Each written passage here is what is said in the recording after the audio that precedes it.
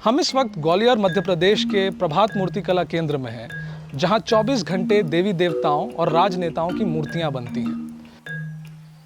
मेरे पीछे जो कमरा है, इसमें डॉक्टर भीमराव अंबेडकर की एक 10 फुट की प्रतिमा है, जो यहाँ एक विवाद का विषय बन चुकी है। मतलब अंबेडकर की स्टैचूज आप देख भी रहे होंगे, बहुत लगा चुके हैं। इसलिए more than 200 statues of Ambedkar की पैन इंडिया अभी तक लगा चुके हैं। But this was special because he is wearing जो लॉयर का कोट होता है ऊपर, he is wearing that and वो फिंगर ऊपर नहीं करे हुए हैं। एक्चुअली वो संविधान उनके हाथ में है and he is walking towards the court.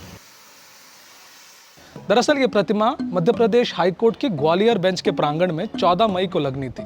इसे लगवाने के लिए कुछ वकीलों ने चीफ जस्टिस को एक ज्ञापन दिया, जिसे स्वीकार कर उन्होंने एक आदेश पारित किया था। सामाजिक, आर्थिक, राजनीतिक न्याय के जो प्रेरणा स्रोत है वो डॉक्टर अंबेडकर हैं, संविधान निर्माता हैं। तो उस लहजे से हमारे मन में था कि मूर्ति लगना चाहिए, ताकि जो न्यायालयीन व्यवस्था है वो और मजबूत हो सके और वहाँ गरीबों के, वंचितों के लड़के जो है, मजदूर किसानों के लड़के प्रेरणा लेके ग्वालियर हाईकोर्ट में प्रैक्टिस करने जा सकें और अपने लोगों तक न्याय पहुँचा सकें। मगर वकीलों के एक गुट ने इसका ऐसा विरोध किया कि यह प्रतिमा यहाँ वापस लानी पड़ी।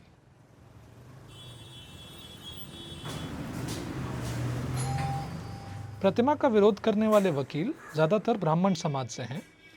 उनका कहना है कि तब के चीफ जस्टिस ने मूर्ति लगाने का आदेश देकर कोर्ट की परंपराओं का उल्लंघन किया था।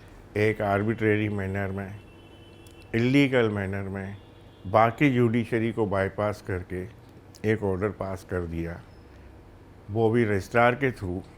उसके कारण वो मूर्ति यहाँ पर लग रही थी। तो हम लोगों ने जब बहुत जानकारी मिली, हमने उसे रोक दिया।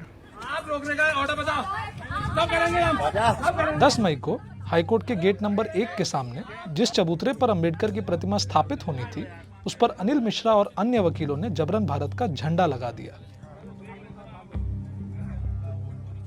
आज भी वहां तिरंगा लहरा रहा है और प्रतिमा कला केंद्र के एक कमरे में रखी है। अब 1 दर्जन से अधिक पुलिसकर्मी रात दिन इस प्रतिमा की रखवाली कर रहे हैं और वकीलों के बीच शुरू हुआ ये विवाद एक राजनीतिक रूप लेता दिख रहा है। अंबेडकर भैया जिंदाबाद जिंदाबाद जिंदाबाद, अंबेडकर भैया जिंदाबाद जिंदाबाद जिंदाबाद। अभी तो ये लड़ाई है, आगे और लड़ाई है। वकीलों के बीच चल रहे इस संघर्ष में आखिर भीम आर्मी या फिर आजाद समाज पार्टी कांशीराम का क्या काम? यहाँ मौजूद लोगों का कहना है कि अब यह सिर्फ डॉक्टर अंबेडकर की प्रतिमा लगवाने की मुहिम नहीं रही, बल्कि अब यह दलितों की शिक्षा, सम्मान और सुरक्षा का एक संघर्ष बन चुका है। इनकी जाति के आधार पर जो श्रेष्ठता बनाए रखी है ना, इन्होंने जाति के आधार पर जो श्रेष्ठ बने हैं, उनकी जाति आधारित श्रेष्ठता को इन्होंने खत्म किया है बाबा साहब ने। इसलिए ये बाबा साहब से जलते हैं, ये समानता को नहीं चाहते हैं। जातिवाद वकीलों, होश में आ जाओ, बाबा साहब की प्रतिमा हाई कोर्ट में लगेगी।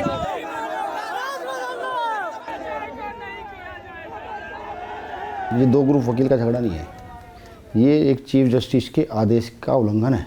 सीधा अगर आप इसको जोड़े जातीय व्यवस्था से, तो वो स्वर्ण अपने आप को ये बता रहे कि हम इतने स्ट्रांग है कि हम एक चीफ जस्टिस के आदेश को भी फॉलो नहीं करेंगे, मानेंगे नहीं। ठीक है, ये जातीय क्वेश है। जातीय लड़ाई का दावा शायद इसलिए भी सच्चा साबित होता है कि ये विवाद सिर्फ प्रतिमा तक सीमित नहीं रहा। अब ये मामला आज़ादी की लड़ाई और संविधान के निर्माण में अंबेडकर के योगदान पर सवाल उठाने तक पहुंच गया है। संविधान के निर्माण में अंबेडकर जी का कोई से दूर दूर तक कोई हाथ नहीं था। संविधान का एक्चुअल में जो ड्राफ्ट तैयार किया, जिसने संविधान पर मेहनत की, कौन थे वो?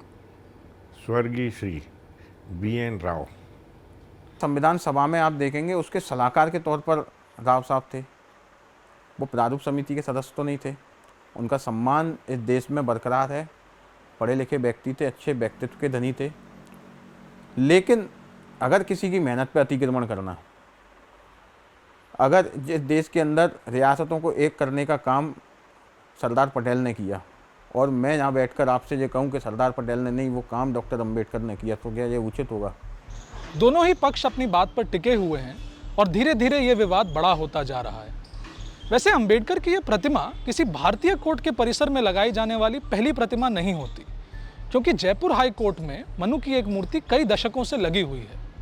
भीम आर्मी वालों का ये कहना है कि मनु दलित और महिला अधिकार के विरोधी थे, इसलिए वे अब उस मूर्ति को हटवाने के लिए भी एक आंदोलन करेंगे।